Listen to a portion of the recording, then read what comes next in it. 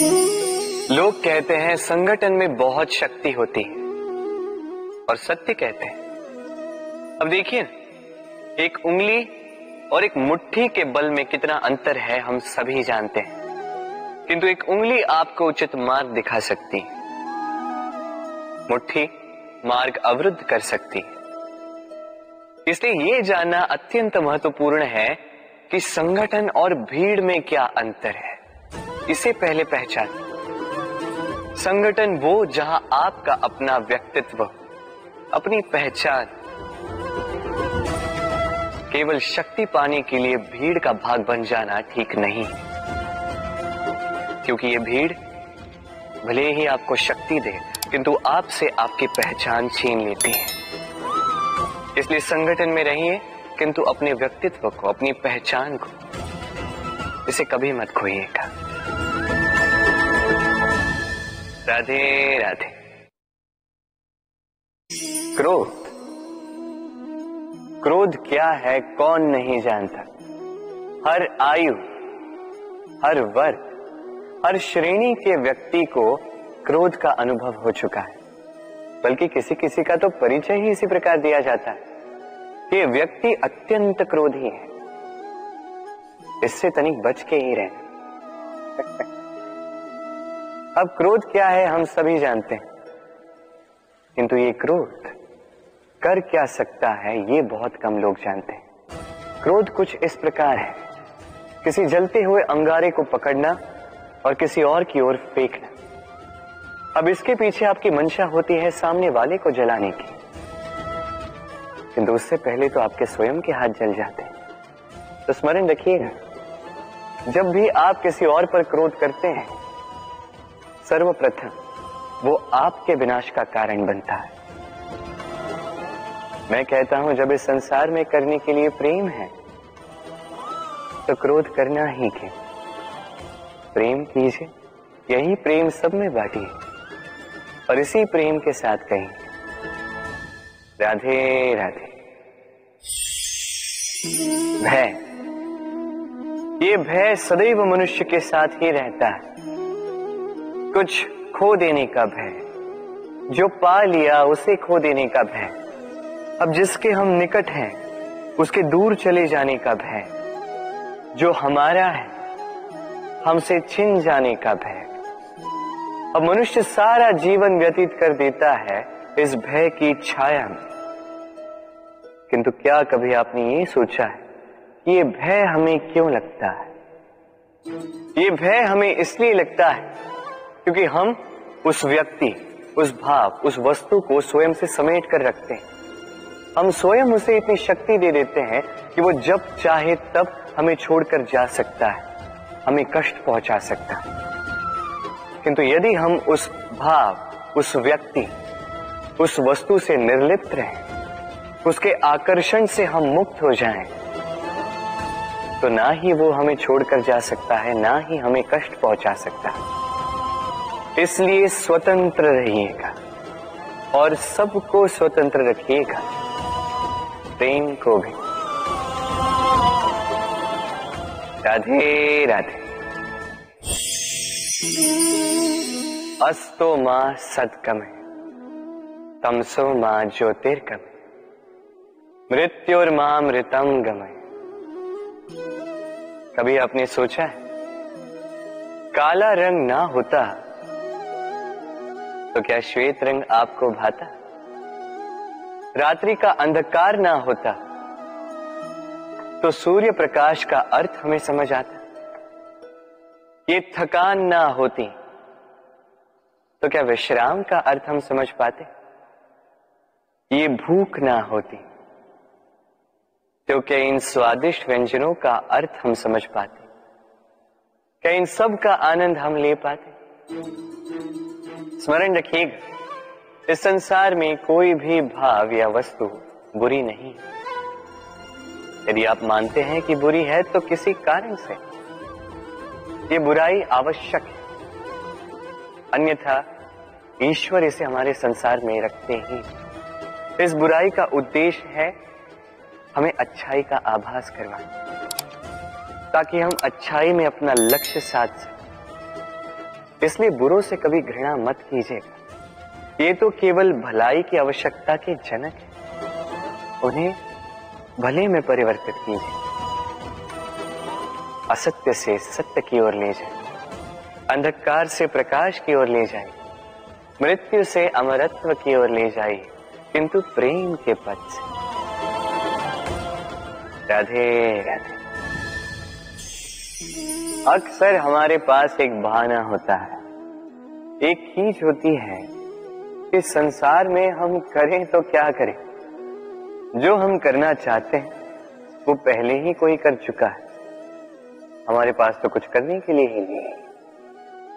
यदि आपको उदाहरण दूं तो इन पूजा की थालियों को देखिए, पहले से ही सब कुछ सज्ज करके रख दिया गया है।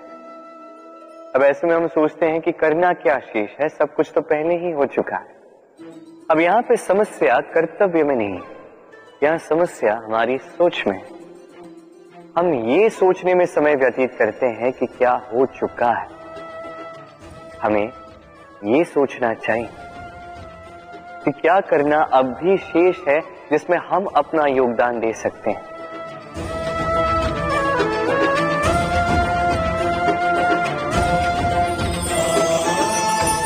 समझे? संसार में ऐसा कोई कार्य नहीं जो पूरा हो। आप सदैव उसे आगे बढ़ाने के लिए प्रयास कर सकते हैं। आप उस कार्य को और श्रेष्ठ बना सकते हैं। बस आवश्यकता है तो सकारात्मकता की। राधे राधे।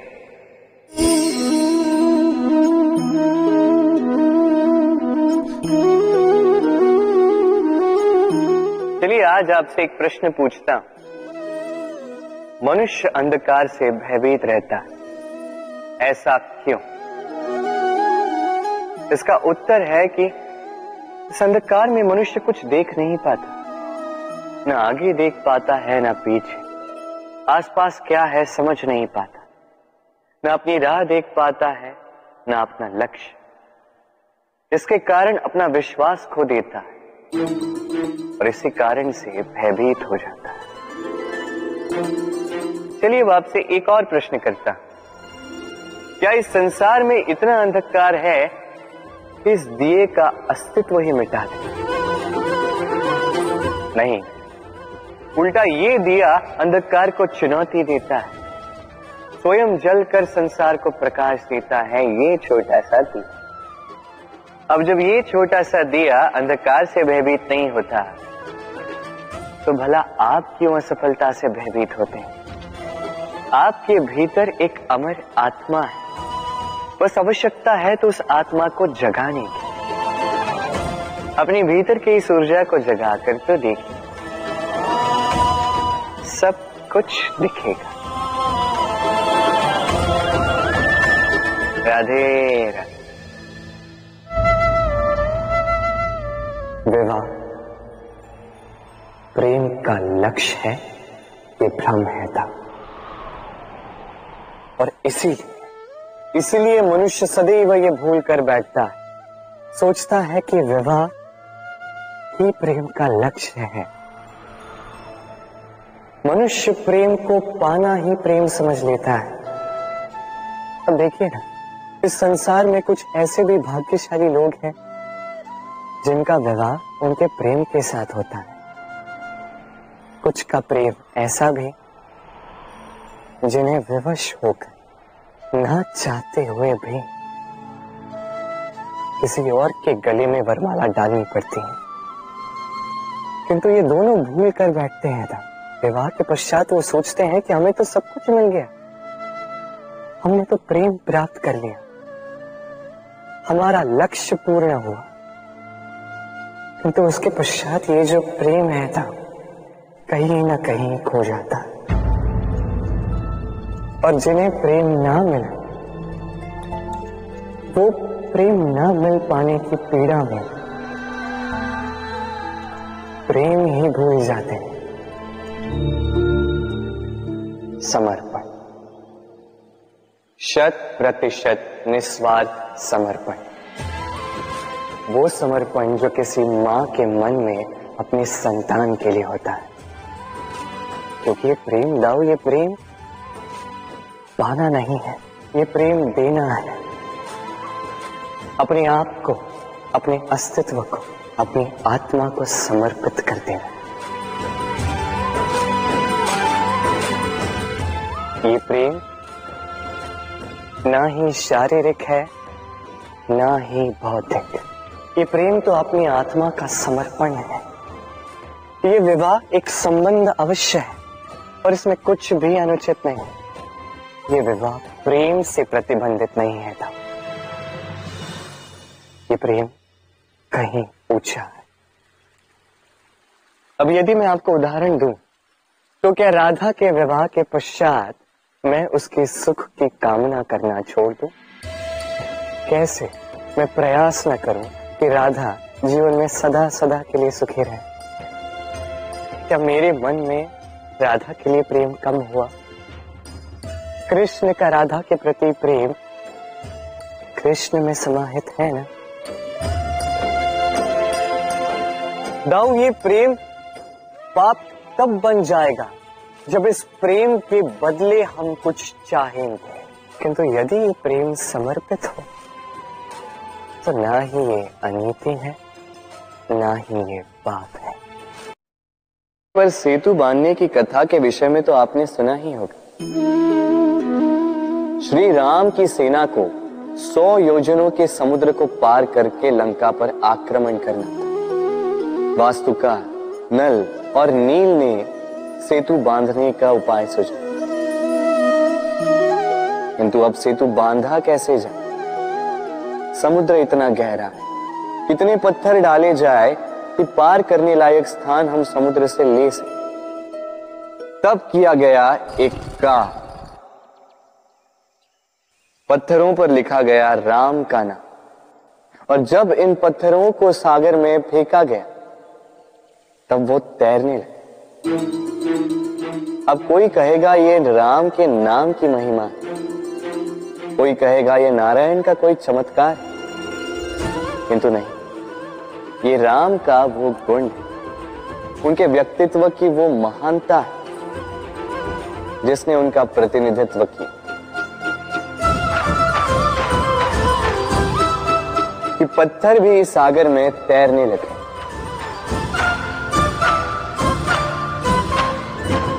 उसी प्रकार जहां हम नहीं होते वहां हमारे गुण हमारा प्रतिनिधित्व करते हैं। हमारे नाम की शक्ति हम स्वयं बनाते हैं अपने कर्मों से, अपने गुणों से। अब चयन आपका है। आपके नाम के सहारे कोई विपदा से बाहर निकल आता है या आपके अपयश के दुष्कर्मों से कोई डूब जाता है। अच्छे से चयन कीजिए। राधे राधे। कभी किसी पंछी को देखा है? जब उसे अंडे देने होते हैं तो वो सर्वप्रथम एक स्थान खोजता है, एक स्थान जो वर्षा, धूप, शत्रुओं से सुरक्षित हो। फिर वो अपना घोंसला बनाता है, फिर अंडे देता है, और फिर जब उन अंडों से नन्ही संतानें निकल आती हैं तो उन्हें भोजन देता है, उनकी सुरक्षा करता है। परंतु जब उनके पंख निकल आए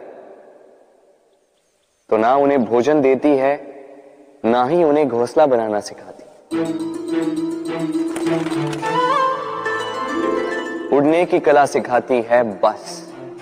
फिर वो नन्ही संतानें उड़ने की कला सीखकर स्वयं अपना भोजन लाना सीख जाती है, स्वयं घोंसला बनाना सीख जाती है।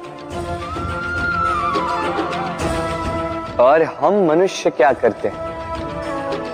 संतान के बड़े होने के पश्चात भी उनकी चिंता में सूखते हैं, प्रयास करते हैं कि उनके लिए घर बना सके, और अपनी संतान को और भी शक्तिशाली बनाने के स्थान पर पंगु कर जाते हैं।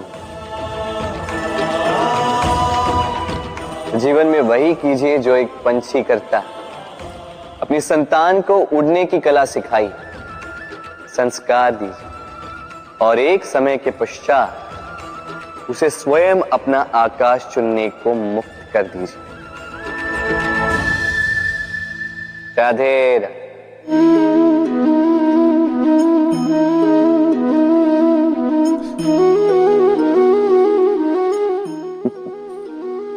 आप सोच रहे होंगे कि मैं इतनी एकाग्रता के साथ इस चींटी को क्यों देख रहा हूं।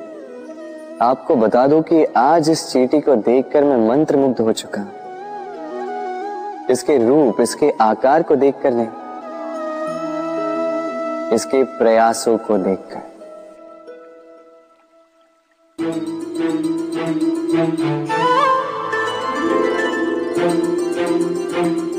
आप जानते हैं, अनगिनत प्रयासों के पश्चात चींटी अपना एक छोटा सा घर बना पाती है, जो अन्य जंतुओं के लिए सरल सी बात है।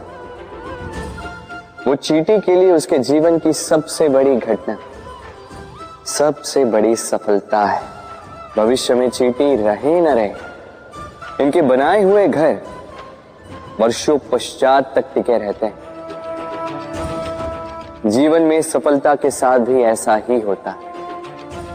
आपको एक दिन में सफलता नहीं मिलती, किंतु यदि आप प्रतिदिन प्रयास करते रहे तो एक दिन आपको सफलता अवश्य मिलेगी। स्मरण रखिएगा, भाग्य के द्वार उनके लिए नहीं खुलते जो हार मान लेते हैं। भाग्य उनका स्वागत करता जो उठकर उनके द्वार खटखटाने का प्रयास करते। तो प्रयास करते रहे, सफलता एक न एक दिन आपके पास आएगी। राधे राधे। क्या प्रेम में विवाह करना अनिवार्य है? तुम्हें क्या लगता है? बात बुराई की नहीं है राधा, बात है बंधन और जुड़ाव की।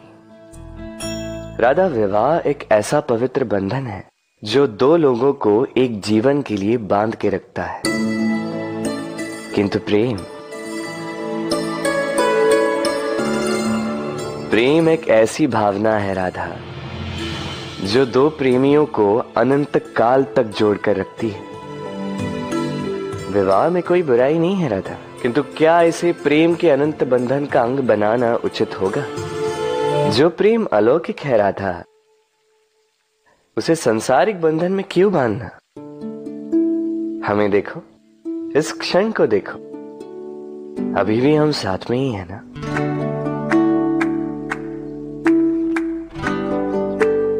प्रेम भी यही सिखाता है राधा कि दो लोग, दो प्रेमी पूरे अस्तित्व के साथ हर क्षण एक दूसरे के संग बिताएं, बिना भविष्य की चिंता किए और इन आशाओं और आकांक्षाओं के खेल से परे होकर एक दूसरे को समझें। ये तो समय ही बताएगा ना राधा कि हम एक दूसरे के विकार, गुण, अवगुण जानते हैं या अब भी कुछ जानना शेष है। ये ताला देख रहे हैं आप? ये ताला प्रहार से भी खोला जा सकता है, प्यार से भी खोला जा सकता है। अर्थात इस ताले को आप इस चाबी से भी खोल सकते हैं, इस हथौड़े से भी खोला जा सकता है, किंतु खुलने में अंतर होगा। यदि आप इस ताले को प्रहार से खोलोगे तो ये पुनः काम नहीं आएगा, किंतु यदि आप इसे चाबी से खोलोगे तो ये सदा काम आएगा। हमारे जीवन में संबंध भी कुछ इसी प्रकार होते हैं। हमारे जीवन के आनंद रूपी धन की रक्षा करते हैं, किंतु प्रेम से। यदि क्रोध से किया जाए तो फिर वो किसी काम के नहीं रहते। इसलिए उन्हें सदा प्रेम की चाबी से खोलिएगा, क्योंकि हर बार नया ताला ला सकते हैं आप, नए संबंध नहीं ला पाएंगे। राधे राधे।